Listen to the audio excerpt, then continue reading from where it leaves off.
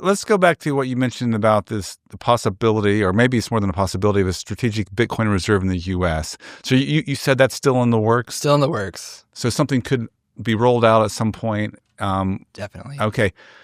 So let me provide some pushback on that. Like, why do we need that? I mean, other than maybe this whole China story, but it's like it kind of runs against at least my perceived spirit of Bitcoin. Bitcoin is, we want a stateless money. We want to get away from the state, get your hands off. It's a public blockchain, totally free. But I've even met some people who are like hardcore Christians who it's a way to get away from the mark of the beast in Revelation. I mean, it's get away from any kind of oversight, right? Yeah.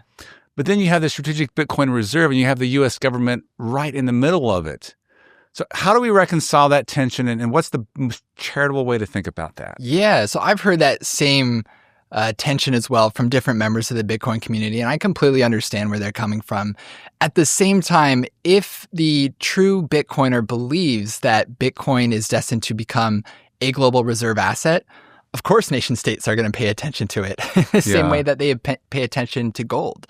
So even though there might be some within the Bitcoin community who don't like the fact that states are getting involved, in reality, it just shows how successful Bitcoin has become, that nation states, not only from the United States to China, but also to Iran now, and to other countries, they're paying attention to this because they recognize its value. So, would it be amazing if Bitcoin could only exist in a libertarian fantasy world where we never have to touch the grimy hands of the state? Sure, that'd be great, but that's just not the reality that we live in right now. And so if Bitcoin succeeds, of course nation states are going to pay attention. And I'm a committed Bitcoiner, but I'm also a pragmatist, which for that reason alone, it makes sense that the United States is paying attention to Bitcoin and interested in accumulating it as a strategic reserve asset.